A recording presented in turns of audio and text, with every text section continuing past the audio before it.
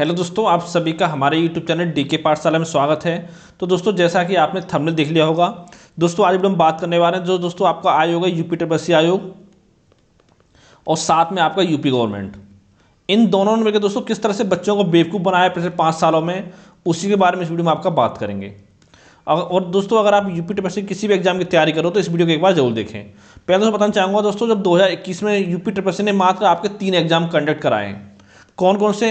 एक दोस्तों 24 अगस्त को कराया था आपका पीईटी का एग्जाम 2021 वाला, और साथ ही एक आपका कराया था 21 अक्टूबर को। ये दोस्तों कराया था आपका यूपी ट्रिपल जो आपका लोअर पीसीएस जो एग्जाम था, लोअर पीसीएस का 2019 वाला। पहले दोस्तों ये एग्जाम आपका यूपी पीएससी कराता था, लेकिन पहली बार आपका यूपी ट्रिपल में शामिल किया गया है इस एग्जाम को। ठीक है, तो इसका मेंस जो एग्जाम है, मेंस आपका हुआ था 21 अक्टूबर को, लेकिन अभी तक नहीं पता कि इसका रिजल्ट कब आएगा, कब इसकी रिवाइज आंसर की आएगी। ठीक है, और तीसरा दोस्तों एग्जाम था आपका अवर अभियंता का, सम्मिलित अवर अभियंता। अब दोस्तों आप सोचोगे कि ये आपका 2021 का एग्जाम होगा, लेकिन दोस्तों ये जो एग्जाम है ये आपका 2016 का एग्जाम है। तो आप सोच सकते हो किस तरह से कितना फास्ट काम किया आपका यूपी ट्रिपल आयोग ने।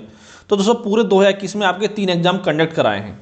और अगर दोस्तों बात करें आपका 2022 की, तो दोस्तों 2022 में ये आपका एक तो एग्जाम आपका 30 जनवरी को कराने वाला था। वो कौन सा दोस्तों? वो आपका जेईई का एग्जाम था 2018 वाला, और साथ ही 6 फरवरी का एग्जाम होने वाला था आपका एएनएम वाला, जो कि महिला स्वास्थ्य कार्यकर्ता, जो कि आपका पीटी के थ्रू होने वाला था। ठीक है, ये दोस्तों दोनों एग्जाम आपके पोस्टपोन कर दिए गए हैं, यानी कि ये एग्जाम भी अब आपके नहीं होंगे। और बात करें जेईई एग्जाम की दोस्तों, ये एग्जाम आपका 3 अप्रैल को होगा 2022 को, यानी कि दोस्तों ये मांग चलो आपका जनवरी फरवरी मार्च इन तीनों महीनों में कोई भी आपका एग्जाम कंडक्ट नहीं होगा यूपी ट्रिपल के द्वारा। अब ये समझ सकते हो आप। ठीक है, फिर आप दोस्तों आपका एएनएम का एग्जाम है, इसका दोस्तों आपका एक एग्जाम पेंडिंग है वीडियो 2018 वाला, और साथ ही एक लेखपाल का एग्जाम है 2022 वाला। 21 नहीं, अभी आपका 22 हो गया है, क्योंकि इसका विज्ञापन आपका 22 में आया था। और साथ ही दोस्तों एक एग्जाम है आपका वन रक्षक वाला, वन रक्षक परीक्षा, जो दोस्तों तो आपकी 2019 वाली है। यानी कि दोस्तों ये केवल 5 एग्जाम ऐसे हैं कि जिनका आपका फाइनल सिलेक्शन आपका हो सकता है 2022 में। मैं ये नहीं बोला कि इन 5 का फाइनल सिलेक्शन हो जाएगा, यानी ज्वाइनिंग इनकी मिल जाएगी, लेकिन हो सकता है। मैंने ये नहीं बोला कि हो जाएगा 2022 में। ठीक है, तो यानी कि दोस्तों इस बात को मैं कह सकता हूँ कि इन 5 एग्जाम के अलावा कोई भी ऐसी भर्ती आपकी नहीं होगी यूपी ट्रिपल की, अगर बीजेपी गवर्नमेंट दोबारा चाहती है कि आपका ज्वाइनिंग हो पाए आपकी मांग चलो 2022 में। ठीक है, क्योंकि दोस्तों जिस तरह से इन्होंने एग्जाम निकाले, आप सोच सकते हो कि कितनी स्पीड से काम किया है। अगर दोस्तों पूरा 5 साल का इसका देखा जाए पूरा 5 साल का, तो दोस्तों मुश्किल से आपका 2000 से लेकर 3000 पदों पर इन्होंने वैकेंसी अपनी भर्ती पूरी की होंगी। और अगर दोस्तों बात की जाए कि आपके अपने कार्यकाल में कितनी भर्ती पूरी की है, तो मुझे नहीं लगता कि इन्होंने 1000 भर्ती भी अपने कार्यकाल में पूरी की होंगी, यानी कि विज्ञापन खुद निकाला हो और खुद अपनी भर्ती कंप्लीट की हो। ठीक है, तो दोस्तों आप सोच सकते हो कितनी स्पीड से आपका काम करता है। और दोस्तों इसमें केवल आप आयोग को दोष नहीं दे सकते हो। ठीक है, जितना दोषी आपका यूपी ट्रिपल आयोग है, उतना ही दोषी दोस्तों आपकी सरकार है, यूपी गवर्नमेंट। ठीक है, क्योंकि अगर दोस्तों आप उसको सोचो, अगर यूपी सरकार चाहेगी इस एग्जाम को कंडक्ट कराना, तो फिर यूपी ट्रिपल की इतनी औकात नहीं कि वो एग्जाम को नहीं करा पाए। ठीक है, यानी सरकार भी नहीं चाहती है, क्योंकि दोस्तों ये लोग चाहते हैं कि आपको रोजगार मिले ही ना। ठीक है, अगर रोजगार मिलोगे, पढ़े लिखे होगे, तो आपको सैलरी देनी पड़ेगी। ठीक है, तो ये चाहते हैं कि सैलरी उससे आपके विधायक खरीदने में, एमएलए खरीदने में काम आती है वो सैलरी, और काम आएगी, प्रचार में काम आएगी, तो आपको सैलरी क्यों दें लोग। ठीक है, और अगर दोस्तों पूरी यूपी सरकार की बात करें हम यूपी गवर्नमेंट की, तो इसने कितनी भर्ती आपकी 5 साल में कंप्लीट कराई है, क्योंकि 11 मार्च को आपके 5 वर्ष पूरे हो जाएंगे यूपी सरकार को। ठीक है, तो अब आपके कोई भर्ती होने वाली है नहीं। देखो एक भर्ती दोस्तों इनकी थी टीचर की। ठीक है, जिसमें कि 69 मतलब शिक्षक भर्ती थी, वो भी दोस्तों अभी पूरी तरह से इसमें भी अभी आपकी ज्वाइनिंग नहीं मिली है पूरी तरह से। ठीक है, ये फंसी, बहुत साल तक फंसी रही है भर्ती आपकी। इसके अलावा दोस्तों एक आपकी यूपी कांस्ट भर्ती थी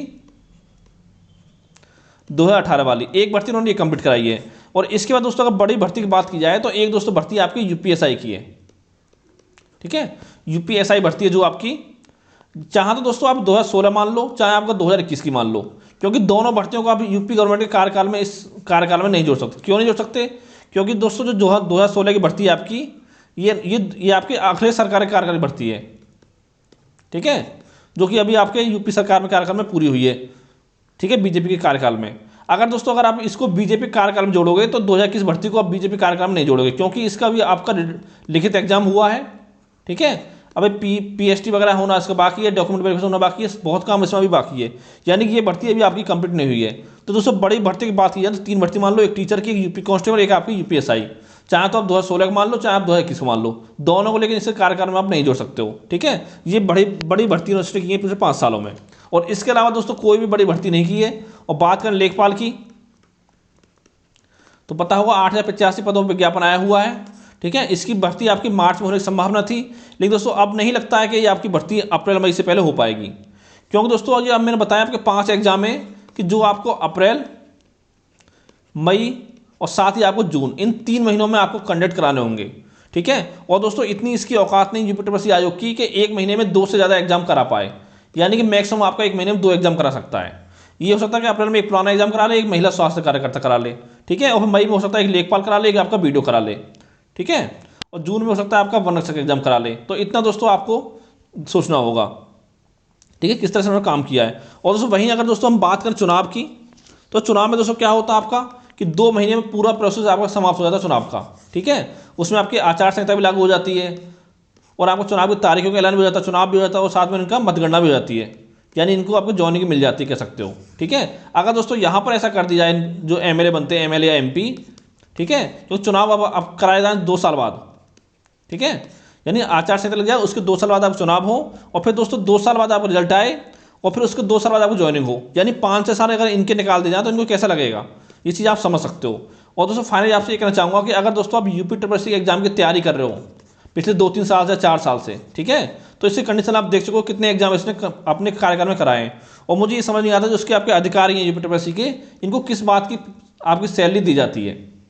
ठीक है, और अगर आप UPSC तैयारी कर रहे हो दोस्तों, उसके बावजूद अगर आप BJP के वोट देते हो 2022 में, तो समझ लो कि आपसे बड़ा मूर्ख कोई नहीं है। ये चीज़ आपको समझ नहीं। अगर आप अंधभक्त हो तो अलग बात है, लेकिन अगर आप वोट देते हो, बेरोजगार आदमी हो, तैयारी करो UPSC की, तो अगर वोट देते हो BJP को, तो आपसे बड़ा बेवकूफ़ इस दुनिया में कोई नहीं है। ये चीज़ आपको समझनी होगी। तो दोस्तों अगर आपको वीडियो अच्छा लगा तो वीडियो को लाइक करें। ठीक है, अगर वीडियो अच्छा नहीं लगा तो वीडियो को डिसलाइक करें। तो थैंक यू फॉर वॉचिंग।